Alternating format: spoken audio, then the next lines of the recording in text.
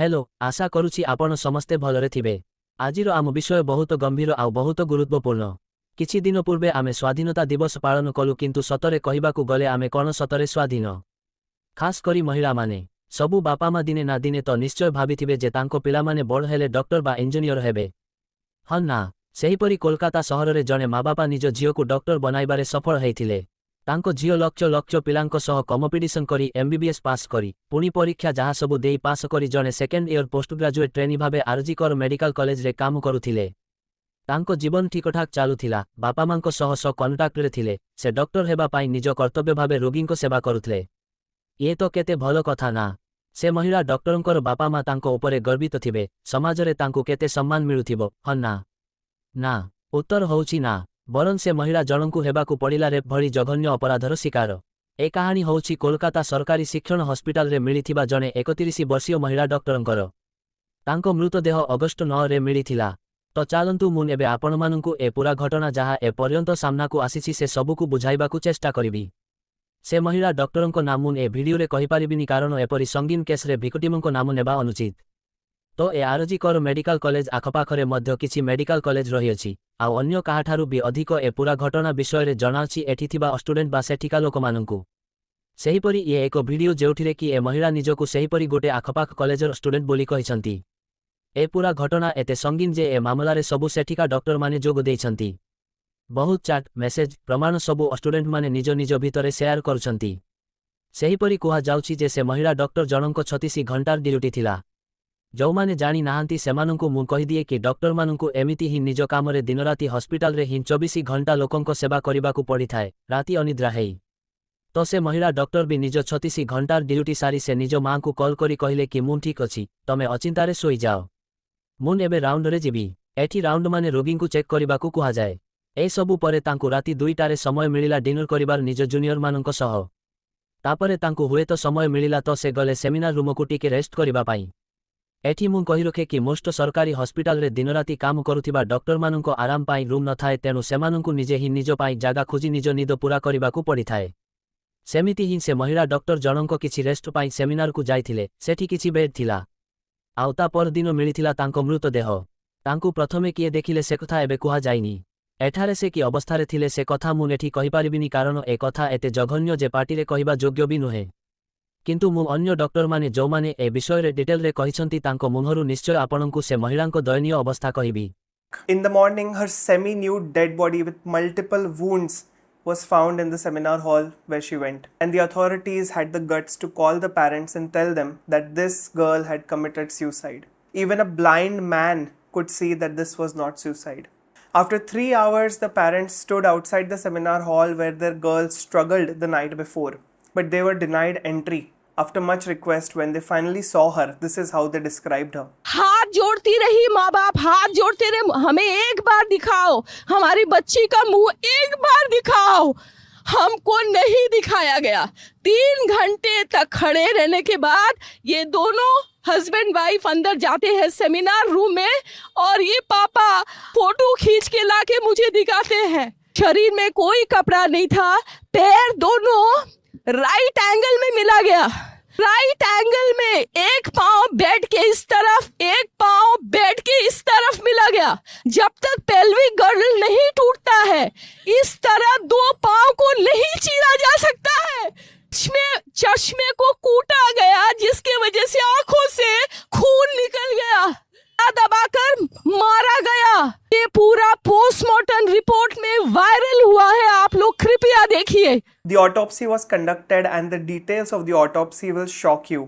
एठी मु आपणमानंकु कहि दबाकू चाहें जे ऑटोप्सी बा पोस्टमार्टम ताहाकू कुहा जाए जेउथिरे कि जने मृत व्यक्तिंको शरीर परीक्षा करी तांको मृत्युर कारण जना जाए। एहा साधारणतः एपरि मर्डर केस रे करा जाई थाए। तो से महिला डॉक्टरंको एही रिपोर्ट रे मिलिथिला जे Wounds all over her body. She was throttled, she was smothered, and she was brutally raped. There were pieces of glass in her eyes. On her face, there were multiple scratch marks, and her vagina was bleeding. Her pelvic girdle was broken. Around 150 grams of semen was extracted from her uterus. It suggests this was a gang rape. तो सुनिले तो से डॉक्टरंको सह कोन हेछि। भाबंतु तांको शेष समय रे जेतेबेले से निज जीवन पाई लढुथिबे, कौन एते पाठ पढ़ी निज कर्तव्य करी डॉक्टर हेला परे गोटे महिला को ए मूल्य मिलिला। कि गोटे दिन से निज ड्यूटी समय निज हस्पिटाल ही जघन्य भावे बलात्कारित होई तांकु हत्या करि दिजाजिबो। एते सबु परे भी ए रेप आउ मर्डर केसरे बहुत खामखियाली करा जाइछि। से आरजी कर मेडिकल कॉलेज प्रथमरु ही ए घटना को चापिबाकु चेष्टा करि ही चालिछंती। तेणु निश्चिंत भावे सेठिका डॉक्टर्स सबु धारणारे बसीगले, रास्तारे राली कले। तेणु प्रेसर हेला सेठिका कोलकाता सरकारंको उपरे। इन्वेस्टिगेशन हेला आउ छानबिन हेला आउ से घटना स्थलरु गोटे बलुटुथ मिलिला। ताकू कनेक्ट करी आउ सीसीटीवी रे भी से सकाळु हस्पिटालरु बाहरकु जिबार देखा गला जणे सस्पेक्ट संजय रॉय। से मात्र जणिए रपिस्ट बोली कुहागला, किंतु केही ए कथा मनिबाकु रेडी ही नाहांती जे से एकमात्र अभियुक्त। निश्चिंत भावे अन्य दोषीमानंकु छपा जाउछि, कारण मेडिकाली कुहाजाउछि जे जणे व्यक्ति केबे भी जेते चेष्टा कले भी 150 ग्राम सीमेंट करि पारिबो नाही। किंतु ए संजय रॉयकु भी आपण माने किछि कम भाबंतु नाही। ए से जणे सिविक भोलेंटियर थिले कोलकाता पुलिस सह। सिविक भोलेंटियर माने जोमाने बास पुलिसंको साहाय्य पाई थांती, जोमाने कि ट्राफिक संभाळिबारे, बन्याबात्या आदिरे साहाय्य करंती। दरमा एमानंको 12,000 पाखापाखि। एमानंकु पुलिस भଳି सुविधा आउ पावर तो मिलेनी, किंतु ए संजय रॉय निजकु को पुलिस ठारू कम भाबु नथिले। तेणु तो तांकर एते चिन्हा परिचय थिला जे से सेई आरजी कर मेडिकल कॉलेज रे सबु डिपार्टमेंट रे घुरी बुलुथिले। आउ से जो राकेट न थाए कि रोगीमानंकु बेड देबे हस्पिटाल रे टंका देई, सेथिरे भी ए संजय सामिल थिले। से 4 थर बाहा हेई सारिलेनी आउ तांको सबु बाहाघर घरोई हिंसा हेतु भांगी जाइछि। से जणे हिंसात्मक आउ वमनाइजर मनीष रूपे जन पड़ंती। शारीरिक जंत्रणा निज स्त्रीमानंकु देबार तांको उपरे रिपोर्ट थिबा परे भी तांकु पुलिस सह चाकिरी रे रखा जाइछि। से तो अरेस्ट हेला परे भी कहउछंती जे जदि फांसी देबार अछि तो देई दियो। माने से एते जघन्य कांड करिबा परे भी एते साहसर सह जाई बास सोई पड़िले। माने काहाकु मर्डर करी फेरार हेबार भी तांकु चिंता नाही। अचिंतारे से जाई बास सोई पड़िले। माने एठी कानूनर तो डर भी नाही। काहींकि ना कुहाजाउछि जे ए केसरे जणे केवल से ही सामिल नुहंती, बरन आहुरी भी किछि लोग सामिल अछंती, किंतु तांको पॉलिटिकल पावर थिबा हेतु तांको आइनर किछि डर ही नाही।